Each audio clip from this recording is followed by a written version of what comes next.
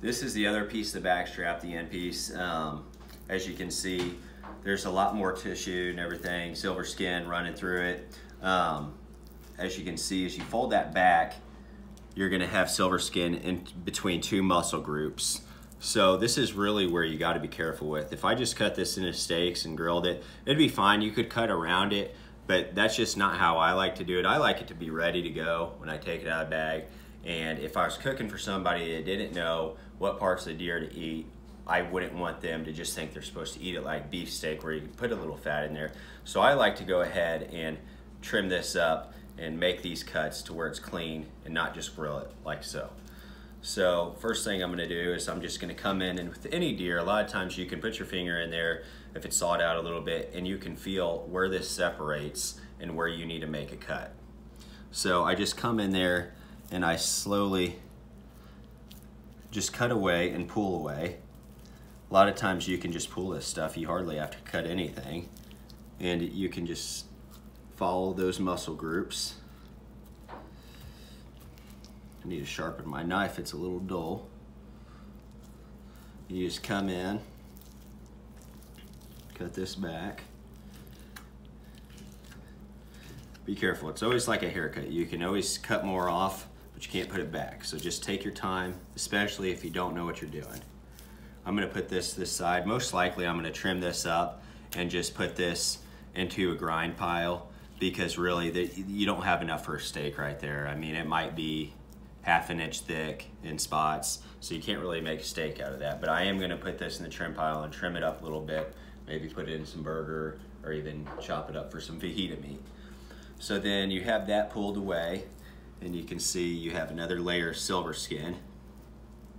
There's a couple ways you can do this. You can flip it over and you can let your knife follow along the bottom of it.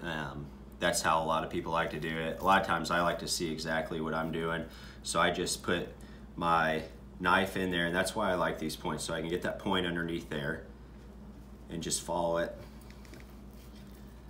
and just see exactly what I'm cutting. This might take a little bit more time, but that's okay. Again, this is just more trim. As you can see, it's coming apart. So you can see real quickly how there is a lot more trimming on a backstrap than people think. Really, that's what you want to get down to. It's closer to something like this. This is going to be more trim that I'm going to trim up and do burger or taco meat or something with. So put that in there for now. Work on that later. Then you can see there's some silver skin flowing through here. And all I did was put my finger in there and it already separated. So I'm gonna come in there and take my finger through that, and it really wants to do it on its own. You can tell it's not supposed to be in one piece. So you can just do that. Next thing you know,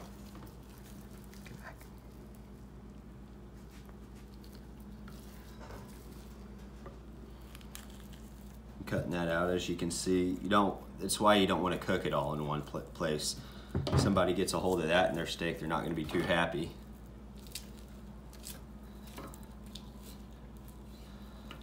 And your blood, your fat, that's where you're going to get that gamey flavor, as people call it.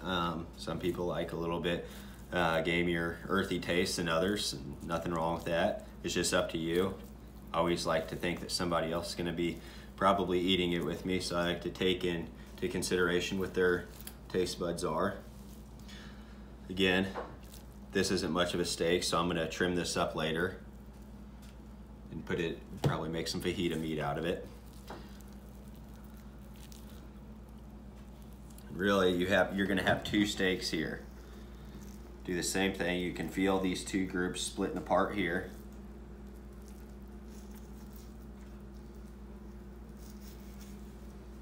I'm just gonna follow where those two meat groups meet up there between the fat, the tallow, and I'm just gonna pull back slowly, not get in a huge rush, and keep following that.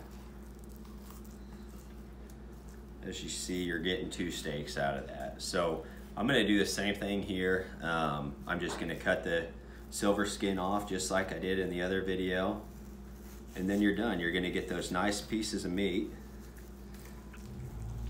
steak. Like I said, it's not a race. Take your time, especially if you're new to it. Do it right. It'll be a lot more rewarding. Your speed will come over time.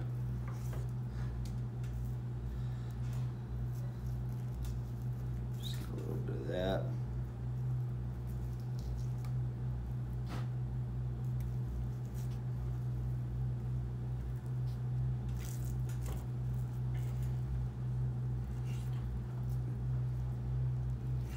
There you go, you got another steak, and I'm just gonna do the same thing with this.